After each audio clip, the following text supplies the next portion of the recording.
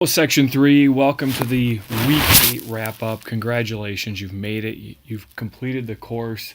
I won't spend a lot of time jabbering on because I know most of you want to just be able to wrap this up. I thought we had a great week. I loved all the stuff that I saw, so I just want to get right into it so we can move on from this week. Case reports, great ideas regarding treatment approach. There is no single right answer here.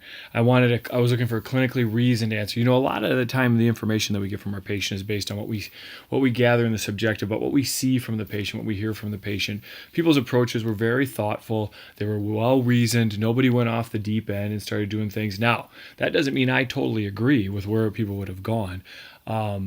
I'm a big proponent of starting in the neck, man. That's where I would have probably started first, just because I feel like a lot of these symptoms can be reduced through some manual therapy to the neck and then going back and seeing. I would have started there, but that was just me.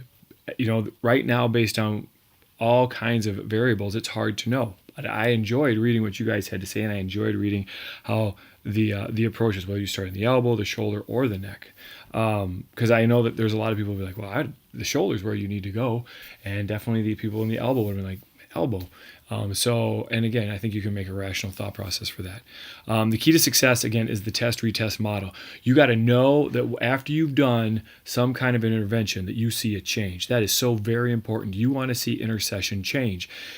So whether it's a mobilization with movement technique at the elbow, whether it's a mobilization technique at the shoulder joint, or the AC joint, or a cervical thoracic manip, or a cervical manip, I don't care. But you better go back and recheck it, because if you don't see change, you got to ask yourself, am I going down the right path? Okay. Exercise progression was good. A lot of people had a lot of good ideas, from scap strengthening to cuff strengthening, to some elbow mobility stuff. One of the things that I got a little concerned about was how much was perhaps being thrown in that first day. Never more than 3, max 4 exercises, okay? You got to keep it simple and understand foundationally, what am I treating here and what needs to really improve? What is the biggest bang for my buck? And if we start throwing kind of if we start throwing a lot of things at the patient, it just doesn't happen, okay? And then, I did think, though, that the plans on day treatments 2 and 3, with emphasis, that's where the emphasis on regional interdependence, I thought, really kind of blossomed, if you will, was on visits 2 and 3. And so then I was like, okay, well, we can certainly wait, but I want to see change on that first visit. So in your minds, when you're working with patients, the change on that first visit is the key indicator for success down the road. So make sure you're seeing it, okay? So in the Ludwig article, there's lots of good stuff. Actually, I just ran into Paula Ludwig yesterday in the hall, and I said, I was teaching at the University of Minnesota, and I said, were your ears burning? Because we were doing a lot of talking about you this week in Evidence of Motion. She obviously just smiled. But I think this table 3 does really kind of summarize what she's talking about. I think this is an important table to remember, kind of summing up her stuff. When you think about inadequate serratus activation, what should you be doing? Excessive upper trap activation, what are you looking for? Pec minor tightness. These are the effects that occur because of this, and it helps you in your diagnostics. So when you're thinking about scapular, because we don't have a great tool to diagnose scapular dyskinesia, we have these kind of like visual observations. People have tried to come up with some tests that I think have some issues around them. We do not have a home run. And so these are kind of things, again, we talk about grouping and pairing information. Here we can pair some of this information together so that it gives you a better reminder about what you're looking for. So I threw that up there because I thought it was a really good one and kind of emphasized that. Then the Reno article, okay, so you guys all touched on a lot of different things. This one that was not talked about in at least in the sections, I didn't get to all the sections. Alpha and Charlie this week, I had a really kind of a busy week. I know that everybody's busy, but it was just hard for me to get to Bravo and Delta. But Alpha and Charlie, nobody talked about large versus small weights at Reynolds. Reynolds, it talks about that, with rotator cuff, we oftentimes think of these small weights, high repetitions, but he goes into some detail of the literature available that really doesn't support that, and that perhaps is a bit of a wise tale, and that you can recruit the rotator cuff with bigger weights and when you get some overflow from larger muscles. And I thought that was, I think that that's kind of a home run, because I do believe that that myth is perpetuated or has been perpetuated in the rehab world. Whole body strengthening, he pounds on that mass muscle group firing. I think that's where the whole weight bearing concept comes into. He talks about varying surfaces. In weight bearing, are you putting them on the Bosu? Are you putting them on balance boards? Are you doing those kinds of things to challenge people? Crawling. Man, crawling is a great thing. I don't know if I said this before, but some of my post-op rotator cuffs, I put them on the treadmill on their hands and knees. Typically, I'll put their knees on some balance discs, and I'll put their hands on the back end of the treadmill, and they'll just crawl repeatedly at about 1 mile an hour for they can't go 5 minutes. They'll start out about a minute or two. They'll take a break, but that whole weight bearing and that reciprocal patterning is so great for the shoulder. This table that I've highlighted, only a couple. There's a huge table. I think is a great table to help understand what you're trying to accomplish with certain exercises. I do think that this, from a shoulder perspective, is a good table to remember for why you're doing what you're doing. It's always very important. Am I just giving them random cuff exercises, random scap exercises? What is my goal here?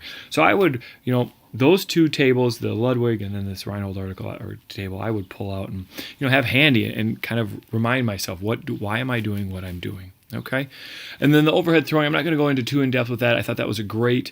I thought Notaboom Tim did a great job of discussing that. But there's enough people who don't even see those patients, so I won't. He did such a good job. I won't even talk about it. So, not lastly, but next, I want to thank Kevin, Adriana, Eric, and Mandy, fellows who did a fabulous job helping me out, really making my job easier, to the point where I was kind of struggling with what is my role here. I appreciate their help. I know that this takes from their time, from their family. It takes from their workaday world. It's a time commitment. This is part of their fellowship. They do not get paid to participate in this. It's just something they have to do, and I greatly appreciate it. I appreciate their clinical insights. I appreciate their time from their family, and I appreciate all of their knowledge around the literature. So thank you for demonstrating great leadership and your clinical knowledge in each of the individual sections. So a big thank you to you guys for what you do. Thanks for all of your efforts. I thought Section 3 did a really good job. We had our highs and our lows as far as sometimes we wouldn't get as much participation, but overall, there's a lot of you I really enjoyed interacting with and thought you did a great job. Don't forget to do the evaluation. It's very important. I don't believe you can actually finish the class until you do the evaluation. The information, the feedback that you give us is helpful in helping fix the class. Is there something you didn't like, something you did like, something I did that you liked or did not like, something you'd like more of? It was very helpful to give us that. Grades to follow. I'll be working on the grades tomorrow evening and afternoon, and I hope to be done with them at hopefully the latest on Monday, although perhaps Tuesday might be the latest, just if I get, depending on family responsibilities and other things. So just know that they'll be done soon. Feel free to reach out. I always get a number of students who contact me, whether it be, down the road at some time next week, next month, what have you, looking for an article, looking for a comment, looking for further information or help with something. Feel free to reach out clinically if you have questions about a patient, if you have questions about information related to the literature. Any way I can be of service to you in the future, please feel free to don't hesitate to give me a holler, either that be through email or phone or text or what have you. So, last but not least, congratulations. You all did it. You've completed another management course. Great job, and I look forward to seeing all of you somewhere in the future. Please, if you do see me at the EIM conference or at another PT conference, do stop by and say hi. I'd love to meet you face to face, and just remind me who you are, so I know that it's hard to keep track of everyone.